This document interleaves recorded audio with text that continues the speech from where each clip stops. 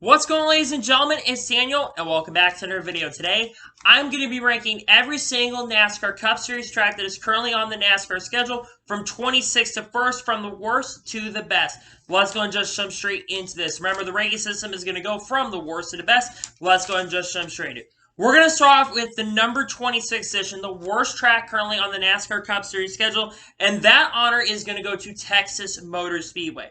Texas Motor Speedway Racing, since the reconfiguration happened, along with the PJ1 compound, and with it being very, very difficult to pass with the current 550 horsepower package, the racing at Texas Motor Speedway has generally been awful over the last couple of years. On top of that, it's not just affected the NASCAR package, but it's also affected IndyCar as well, to the point where IndyCar racing, because of PJ1, is absolutely unbearable to race on. The track is absolutely terrible. There's really not been a good race really since we repaved the racetrack.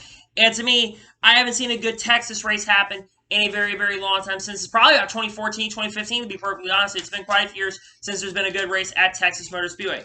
In the number 25 spot, we are going to give that to Michigan International Speedway. Michigan International Speedway before 2012 was awesome racing. There was always racing. You could run the high line, you could run multiple grooves, and you were able to pass. Unfortunately, what has happened to Michigan International Speedway is that basically ever since repave in 2012, the racing has absolutely not been that good. It's become single group racing, with being very, very difficult to pass, and strategy being a very, very big thing. You also don't, because of the stages and how they're broken up, you really don't get those fuel mileage races as well. Even in some of the best years of NASCAR recently, the racing in Michigan has not been good in a very, very long time. And to me, Michigan holds the number 25 spot because the racing absolutely has not been good very, very recently. In the number 24 spot, that is going to go to Dover International Speedway. Now, Dover International Speedway, in my opinion, before around 2012 to 2013, except 2016, I thought the racing before 2013 was pretty solid in the Car of Tomorrow times and the Gen 4 times. The racing was really, really memorable. But besides the 2016 race, where you had basically half the field crash on a restart because Jimmy Johnson spun the tires, had electrical issues, and then a really memorable finish between Matt Kenseth, Kyle Larson, and Chase Elliott, there really wasn't anything good that happened in this race. And to me, I don't think we've had a good race at Dover in a very, very long time. Even this year's race in 2021 was not that very good. Yes, it's very memorable because of the fact that he had Hendrick finish 1, 2, 3, 4 for the first time since 2005, and only the fourth time we've ever seen that. But that being said, the racing at Dover has not been that great in recent memory in a very, very long time. In the number 23 spot, that honor is going to go to Pocono International Speedway. Now, Pocono a few years ago was arguably, for me, the worst NASCAR track on the schedule, but things have definitely changed in regards to Pocono. I think that this year's doubleheader that happened was one of the best races we've seen so far this year. It was a very, very overall competitive. Air and downforce and all that stuff kind of did affect the racing in a sense, but at the same time, we saw really close racing. We did see passing. We saw strategy happen throughout the race. And compared to other Pocono races, I really, really enjoyed it. I think that this is also overall did help the Pocono experience. But that being said, there hasn't been this past year. There hasn't really been that many good races at Pocono really in the last decade. Maybe 2014 and 2013 are the exceptions, and 2011 are the exceptions as well. But other than that, the Pocono races generally have not been that great in a very, very long time. But we did see good Pocono races this year. That being said, the racing overall has not been absolutely great in a very, very long time. In the number 22 spot, that is going to be honored to the 1.5-mile Charlotte Motor Speedway. Charlotte Motor Speedway, before the Gen 6 car, the racing was very, very solid. But when the Gen 6 car got introduced in 2013, besides 2019 and maybe 2014 in a sense, the racing at Charlotte Motor Speedway has been piss poor. Even though this year's Coke 600 was okay, to be perfectly honest with you, the racing at points also was not very fun to watch. And on top of that, it is very, very difficult to pass at Charlotte Motor Speedway, and lap traffic affects the race a little bit more than it should have. To me, I think that if we could fix the track, and a track has not basically aged since they repaved, that's another thing I think a reason why the racing is not good, because the track is like baby's bottom, and they haven't repaved it since 2006 after the year of the diamond grading, when basically we had 15 cautions because of tire situations. But to me, the racing at Charlotte has not been absolutely fantastic, and that's why it is in the number 22 spot here on the list. In the 21st spot, and this is going to be a little bit controversial with this track being this slow, I'm giving that honor to Atlanta Motor Speedway. Now, the reason I have Atlanta Motor Speedway in number 21 is because other than this past year's race, and maybe a couple other races in the recent memory, the last time we've had a really good race at this track before 2016, because 2016 I thought was a very solid race, was 2012. We saw a pretty solid finish between Denny Hamlin and Jeff Gordon for the victory. But other than that, there really hasn't been an absolutely fantastic race. And I think that with them repaving, it's also been a lot of controversy around the repave as well, which is another reason why Atlanta Motor Speedway is taking a lower position than other tracks as well. To me, I like Atlanta Motor Speedway, and maybe we'll see good racing, but I'm not too keen on the racing at Atlanta Motor Speedway, and to me, I'm not looking too forward to the package that we're going to get and then what they're doing to the reconfiguration for Atlanta. That's why it is this low on this list. In the number 20 spot, that is going to be given to the mile track Phoenix International Speedway. Now, Phoenix International Speedway is a hit-or-miss track. I think this track is also kind of one of the more forgettable tracks. And Phoenix is also the championship weekend. And the fact that this is the championship weekend, another track we're going to talk about really, really soon, is kind of disappointing, to be honest with you. And the fact that we have 2 races here at Phoenix, I don't think they deserve to have 2 races. I think that if you're going to have a championship weekend, I think that should be your only race of the year, in my honest and sincere opinion. Again, Phoenix has had memorable moments throughout its time. 2011, we saw a really, really good finish. We've seen solid finishes in the past at Phoenix International Speedway, but other than that, the racing has generally not been exciting. It's not been terrible, don't get me wrong, but overall, it's not been too exciting in a very, very long time, and I want to overall see a little bit better racing in regards to the track for it to get better. If they got rid of the PJ1 grip, I think the racing overall would be better, in my honest and sincere opinion, but that's just my honest opinions on that. In the number 19 spot, that is going to be given to Sonoma Raceway.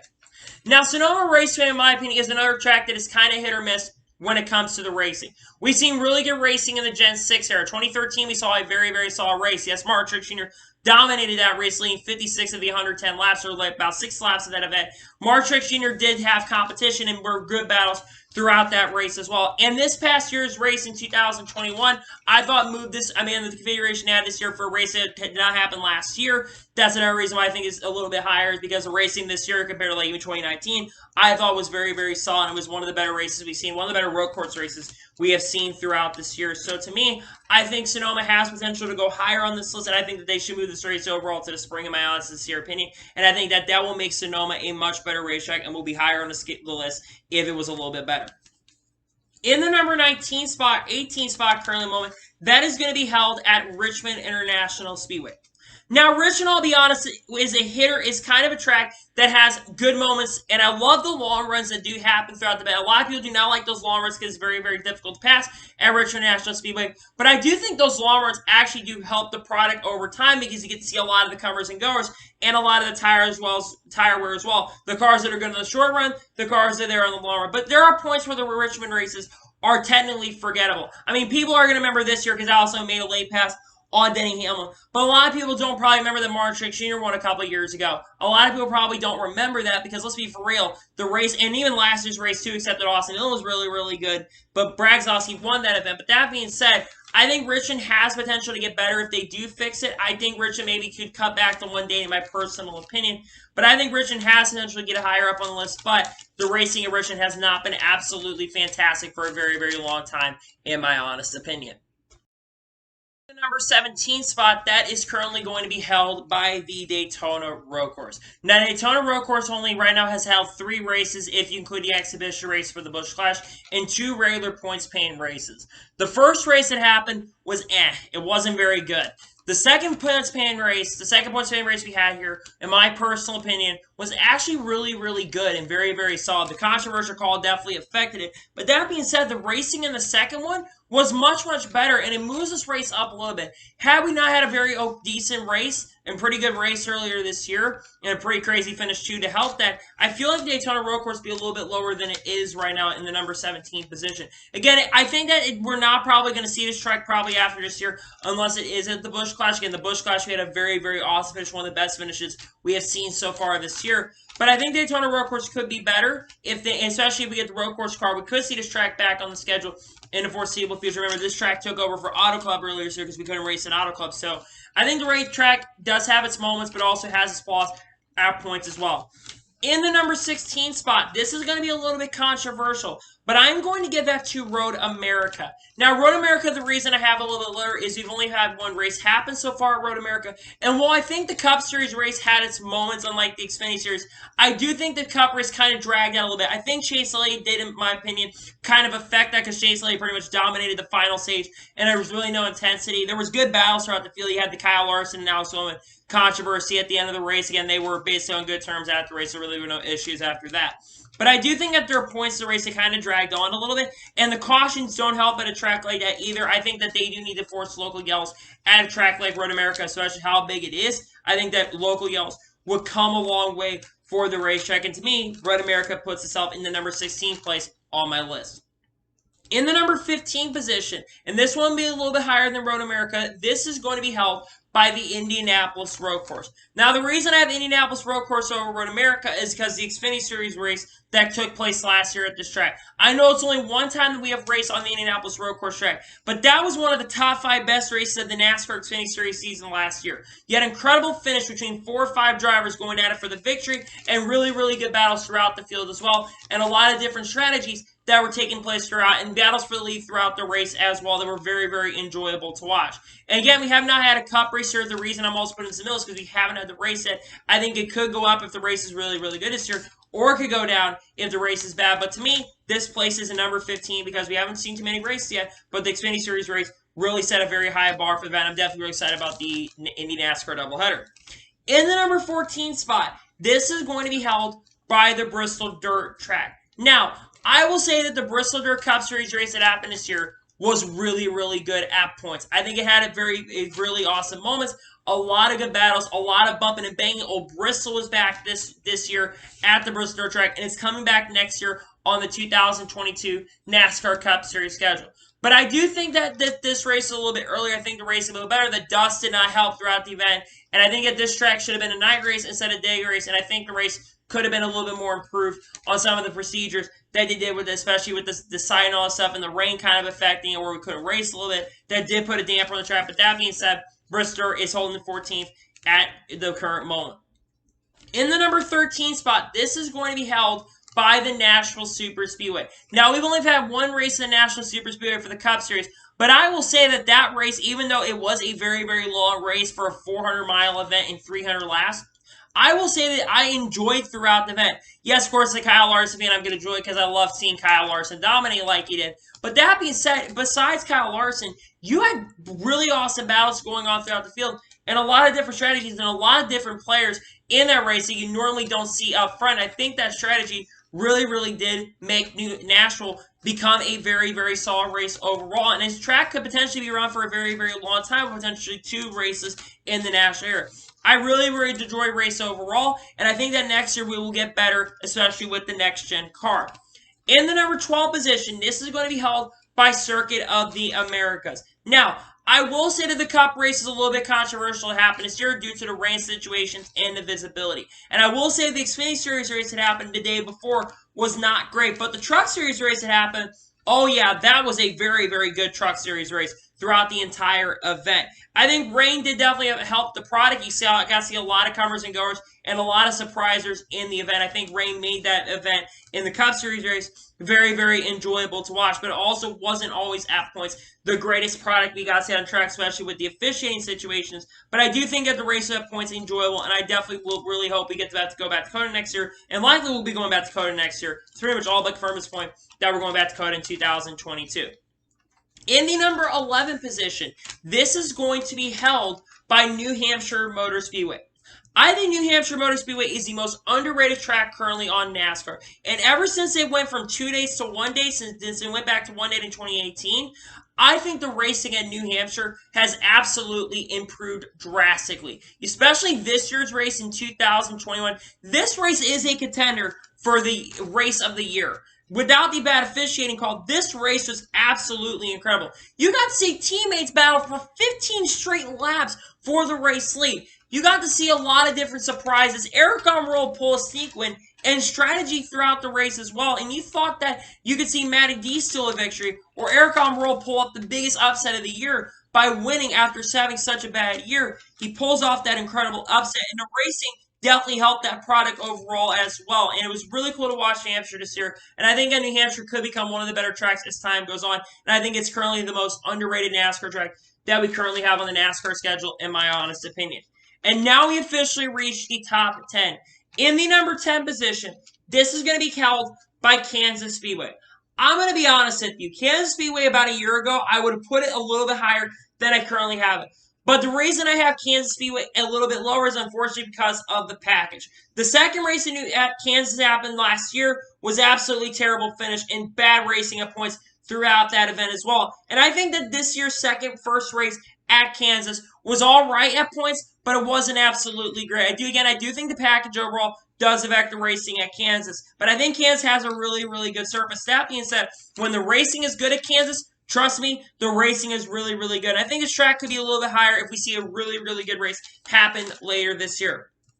In the number 9 position, this is going to be held by Las Vegas Motor Speedway. Las Vegas Motor Speedway is another track that is very underrated in my honest opinion. I think ever since 2018 when it went to 2 races, the racing has gotten really good. The last really bad race that happened in Vegas was 2018 spring. Ever since then, I really look forward to Vegas races because they've been really, really good. Especially this year's spring Vegas race. You had for the best first 100 plus laps, first opening stage I have ever seen in my time watching a fan. I watched NASCAR for a very, very long time and watched stage racing for 4 or 5 years now. That was the best first opening stage I have seen in a very, very long time. Best first opening stage I've ever seen in 5 years. It was very, very incredible to watch. The first 100 laps, you had the field no more than about a second ahead of each other. It was so close throughout the field, and it was a very enjoyable race. And I think Vegas has gotten better and better as time has gone on, in my honest and sincere opinion. In the number 8 position, this is going to be held by Watkins Glen. Now, Watkins Glen has not had a race since 2019. They are returning this year in 2021. The reason I think that Watkins Glen is a little bit lower is because the last 2 years, I think the racing hasn't been absolutely fantastic. Let's just be honest. 2018, we saw a pretty good finish. We only had 2 cars within about 20 seconds of each other, with the leader and second place being really, really close. And then you had also in 2019, where you really couldn't pass it all with the dirty air situations at the road course tracks. But I do think Watkins Glen brings that party favor to the track. The accommodations, the seats affair, everything that's at that track is really, really entertaining and really, really fun to watch. And I think that we're going to see a much more exciting race take place at Watkins Glen than we've seen in the last couple of years, in my opinion, especially with all the road course ringers that could be coming into the Cup Series race for that event. I think we are going to definitely be looking toward that for sure. In the number 7 spot, this is going to be held by Darlington Raceway. Now, Darlington Raceway, in my honest opinion, is one of the most historic tracks in NASCAR's history. It's one of my favorite current tracks on the NASCAR schedule. I do think a lot of the reason why is because of dominance by Martin Truex Jr. is probably one of the reasons why. But if you look at the racing behind Martin Truex Jr., you had really good racing throughout the field. Kyle Larson, Kyle Busch battling. You had really good battles up in the front as well, and it was very unknown who was going to win the beginning of the race before Martin Truex Jr. became the dominant driver because he was really, really good at the beginning of this year. But even look back to last year's races, all of them I thought were absolutely very, very solid races overall. And we got to see some pretty enjoyable races at Darlington. I think that the Southern 500 race that's going to happen in about 2 months, I think will be very, very fun to watch for sure. And I'm really looking forward to the Darlington race. In the number 6 position, this is going to be held by the Charlotte Roval. I think everyone can agree that the Charlotte Roval, in my honest opinion, is the best road course track that we currently have on the schedule right now. There has not been a bad race in the 3 years we've had the Charlotte Roval. There has not been a bad NASCAR Cup Series race that has taken place. Yes, you've had dominance from Chase Elliott the last 2 years at this track, but it is very fun, tons of strategy, great racing throughout the field, and you never know what's going to happen in an event, especially like the Charlotte Roval, especially that incredible, really, really awesome finish between Jimmy Johnson and Martin Truex Jr. and Ryan Blaney stealing the victory. This track, I think, for fans is going to stay, and I don't think you're ever going to see issues at the Charlotte Roval, and I think it will remain in the top 10 and remain a staple on the NASCAR schedule for a long time. This could also potentially be where the All-Star race takes place in the foreseeable future as well. In the number 5 position, as we reach the top 5, this is going to be held by Homestead Miami Speedway. Homestead Miami Speedway, I think, is a track that should be the finale. We've had the finale there from 2003 to 2019, actually 2002 or 2001 to 2019. I don't know why we got rid of this track this finale. I guess because of Phoenix, of the accommodations and the upgrades. They did make it Phoenix, But that being said, I know 2019 did not have a really good ending to their tenure at the track. But the racing, especially at Homestead Miami Speedway, especially the 2021 race, that track can produce incredible racing. It doesn't matter the package you have. The racing can absolutely be incredible and it can be absolutely fantastic at this racetrack. You can get incredible restarts with 3-wide, 4-wide, 5-wide racing going into corners, similar to Auto Club. You can get side-by-side racing. You can get side drafts, of course, but you can be able to get enough of a run to get enough of clean air and be able to make the pass. And I think that is why Homestead is so high on this list, because the racing at this track is absolutely incredible, in my honest opinion. In the number 4 position, this is going to be at the regular concrete Bristol Motor Speedway. Now, Bristol Motor Speedway, in my honest opinion, has been a track that I really, really enjoy, and it's one of my favorite tracks on the schedule because you get awesome, incredible racing. Back to back, you get to see the bump and run on the racetrack. You get to see tempers flaring on a week-by-week basis when we ever go out to the track. And you get to see drivers show their true colors and show what they're capable of and what they got out on the racetrack. I think that Bristol is a track that provides a lot of that surface tension on there and can bring a lot of tempers that are flaring throughout the year. And Bristol is a track that's very enjoyable. And just the crowd noise and the energy that happens at Bristol Motor Speedway, with it being a Coliseum, the last great Coliseum, the energy in the crowd just brings the excitement to the racetrack, and you just want to get involved even at home, and it's very, very enjoyable to watch. Even if you have a quarter of people there, the energy just feels like you're a full capacity crowd there, and the energy is really, really good at Bristol, and that's why it's so high on my list. In the number 3 position, we have the Daytona International Speedway, the regular Daytona International Speedway, as a matter of fact. Daytona International Speedway has had a lot of really, really awesome races, but I do think it's had a few bad races. I think you look at some of the Daytona 500s, this year's Daytona 500, 2013 Daytona 500, and also the 2000 Daytona 500. But the Super Speedway package has made Daytona such a hot commodity, especially in the summer race. And you can get incredible racing at this track. And not only that, the Daytona 500 happens here. And besides this year, we have not had a bad Daytona 500 in 8 years. And I think that's why. And the energy, like I said, it brings, similar to Bristol, the energy that Daytona brings for the fans and for everybody is really, really cool to watch. And I think that Daytona deserves to be as high as it is, in my honest and sincere opinion.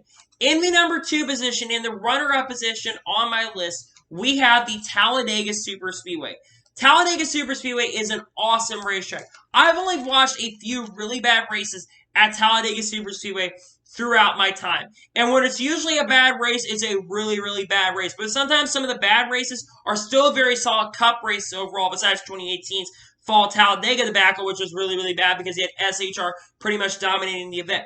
But you get awesome racing, and you can get really awesome racing without big ones taking place, especially, like I said, with the Super Speedway package. You can get incredible racing that takes place overall. And to me, I think that we should have Talladega as high as it is because the racing and the energy, especially going to the track. You feel like you're kind of at a high school arena and all that stuff, going to the event, and it's so fun to go to for that event. So, we have officially reached the number 1 position on my NASCAR rankings. And who takes the cake? That goes to Martinsville Speedway. Martinsville Speedway, I have not watched a bad race at Martinsville Speedway. A terrible race at Martinsville Speedway.